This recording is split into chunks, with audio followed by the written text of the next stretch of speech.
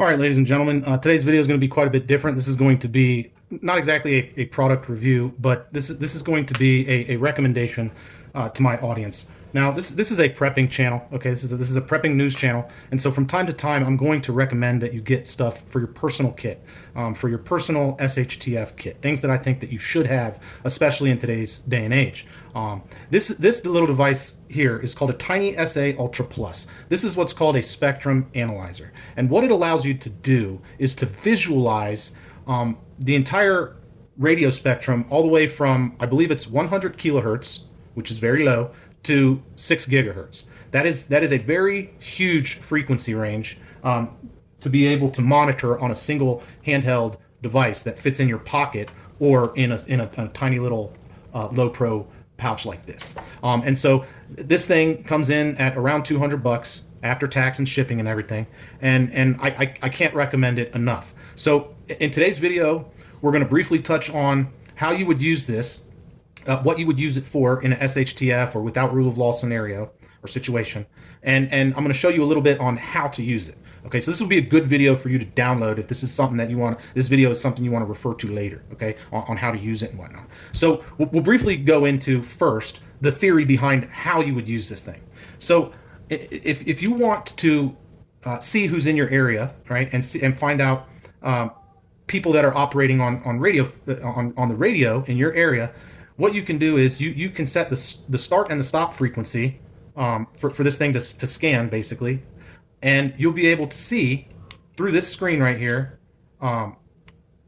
which frequencies are active in your area. Okay, and if you have a directional antenna attached to this, then you'll be able to find the general area, or direction rather, that those frequencies are located, those transmitters are located. You'll be able to potentially find where those people are that are transmitting on the signals. So as you can see here, by this spike on the graph, you can see that is a channel that's being operated. That is a frequency that's in operation in the spectrum that I set up here. Okay, so if I want to tune into that, I can listen to them on this thing. All I need is my headphones.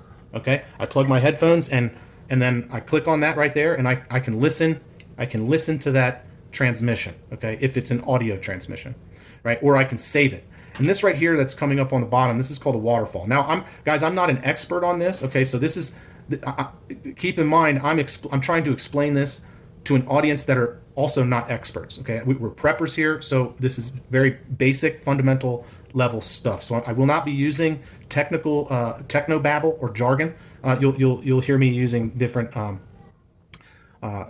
terms to describe different things so that my audience can understand. But let's continue talking about how we would use this. We would use this to see who's operating in our area, to see if there's anybody in our area, what frequencies they're using, and also, most importantly, if there are drones operating in our area. And how would we be able to figure that out? Well, most drones operate on these frequencies here. So it might be a good time for you to screenshot this. Most drones operate on 2.4 gigahertz, 5.8 gigahertz, 900 megahertz, 433 megahertz, 1.3 gigahertz for the video streams, and 5.8 for the video streams. So they operate on what's called LoRaWAN for long range wide area network communication. Those are the frequencies that they typically would operate on. Okay, and then for like your commercial off the shelf like DJI drones, they're going to operate on these frequencies. And what we're going to be able to do with this device here is we're going to be able to set those frequencies in this device. And anytime something in our area is using those frequencies to transmit, we'll be able to see it on here. Right? There's going to be a big spike on that, and we'll be able to potentially be alerted to drones that are operating in our area. Why is that important for us as preppers? Well, as we've seen in Ukraine, the war in Ukraine between Ukraine and Russia, drones are the weapon of choice over there. Okay, and the way people have been staying alive is by being alerted in advance that a drone is present in their airspace. And spectrum analyzers is how they do it. They have devices like this that help notify them when drones are nearby. And so in order to know that there's a drone nearby, you need to know what frequencies they use. Okay, these are the most common frequencies that they're going to use, and so that's important. So I'm going to go ahead and show you how we set a frequency in here. These are some of the basic things. Okay, that this can do. So we click on the screen over here. It pops up the menu. Man, this is terrible view, huh? You can't see the menu at all, can you? Can I turn the brightness down? Here we go. All right, so this is how you can set the frequencies. Okay, we're gonna use our little provided pick here. This is how they want you to use it. And you're gonna go up here to frequency. Now, if this isn't the one that shows up, then you're gonna go down here and you're gonna press back. Okay, so click on frequency, and here you can see where the start frequency is and the stop frequency. This is the spectrum that I'm looking at. This is called NOAA. This is NOAA Weather Radio's frequency. Okay, so if I want to put in 900 megahertz, right? This is, let's say I want to look for drones on 900 megahertz, right? I'll put in 900 is my starting point. I'm gonna press M for megahertz. Okay, so M, and then I'm gonna click over here. Okay, and for the stop frequency, see where it says stop? So my start is 900. I want my stop to be 930. So 930. Okay. And then megahertz. So I got to click on M for megahertz. Okay. So this whole range right here is showing me what's operating between 900 on this side and 930 megahertz on this side. So I'm going to click over here, and I want to view the waterfall bigger. All right. So that I can see a larger view of what's going on. So I'm going to click on back here, and I'm going to click on display. All right. And I'm going to click on the waterfall again, and it should make it bigger. Okay. So it's going to make it bigger, and that's going to give me, in my personal opinion, right? You guys can set this however you want. It's going to give me a better view on what's taking place in between these frequencies, 900 and 930, okay? And if I want to zero in on something, then I'll select the thing I want to zero in on. So we'll go ahead and, what I want to do also now is I want more than one marker, right? This is just telling me right now, it's only telling me the one frequency that's most active on this spectrum, right? So I want it to tell me the top 4 frequencies that are active on this spectrum. So I'm going to click on back here, okay, back, right? And I want to click on marker. You see where it says marker there? I'll click on marker, and I want 4 markers. That's how many I want. I want set 4 markers. You see what happened there? All those popped up. Those are the most active markers. Those are the most active frequencies in this spectrum right here. Let's go ahead and watch this for a little bit. This is long range wide area network communications that we're looking at right here.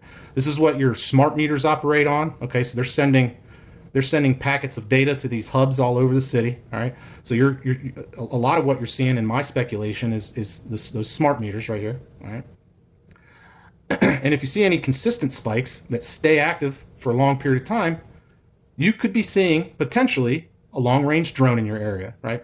So that would, unless it's frequency hopping, my understanding is that it would show up as a continued stream of information on a frequency, okay?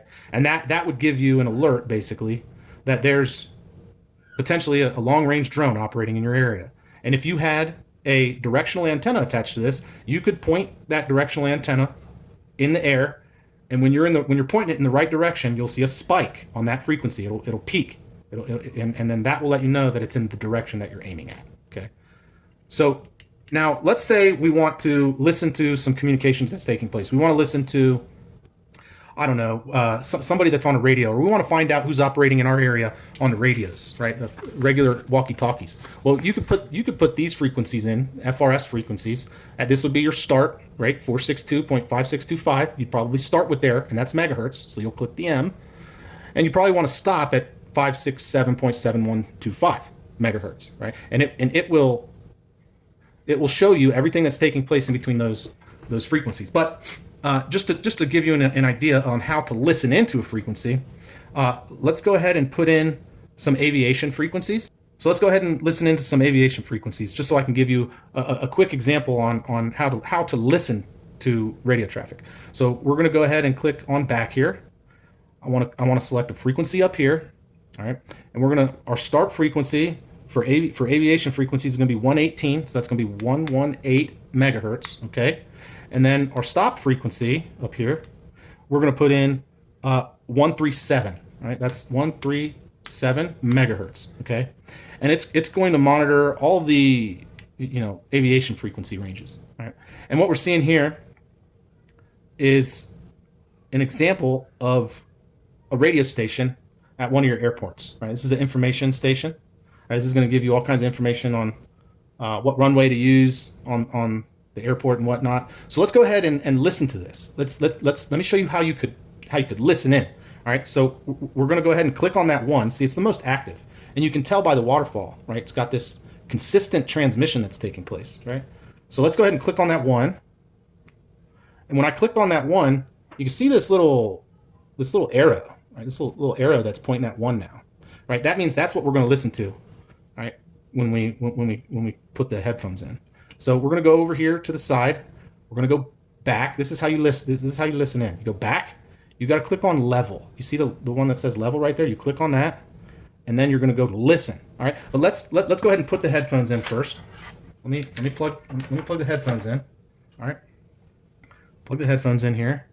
let me put my headphones on just to make sure I get a good I can hear it.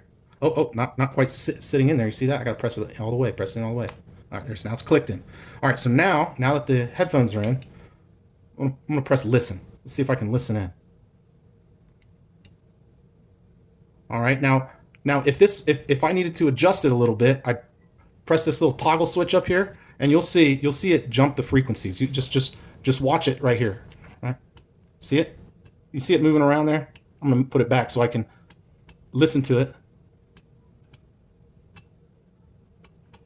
All right, so now let me go ahead and let you listen, see how it sounds. Now it's very faint, right? It's not a very strong audio signal, but you should be able to hear it. Not sure if you can hear that. Maybe I'll put this side on. Okay, so you can. I'm not sure if you were able to hear that, but that's how you would listen into a radio. Okay. That's transmitting, and that's how you would find a radio that's transmitting. So now let's go ahead, and what we'll do is we'll plug in. This will be the last thing I'll show you how to do with these. And we've already talked about the theory of use, right? Identifying people that are in your area, what frequencies they're operating on, and potentially where they're located if you have a directional antenna, right? We also talked about potentially finding drones or being notified of drones in your area, right? It's very important in today's day and age, especially if you know, God forbid something happens in this nation and we need to be alerted of the presence of drones, right? This little tool here can help notify you of the presence of drones. But you want to put those frequencies in. So let me do this so you can screenshot it real quick. If you want to go ahead and take a screenshot. Those are some good frequencies that I think you should be aware of. Okay. All right. Now let's go ahead and put in the FRS frequency range. This is the FRS. These are the frequencies that your handheld radios, your walkie-talkies operate on. All right. So we're going to click over here. We're going to go back. We're going to go to frequency. The start frequency is going to be 462. I'm just going to say 462.5. So 462.5 megahertz. Okay. And then the ending frequency, the stop frequency, is going to be 467. I'm going to just say 468, just to make it easy. 468. Okay, 468 megahertz. Okay, and the G is gigahertz and the K is kilohertz. Okay, just for future reference. Now we're seeing here, right, in the waterfall, right? There's this one frequency in this range that's just very active, right? But if I click on that, let's click on that real quick. What is that? Right? 463.443 megahertz. Now that's in the FRS, the walkie-talkie range, but that's not a frequency that the walkie-talkies use. The walkie-talkies don't use 463. Okay, so we're not going to be able to listen to any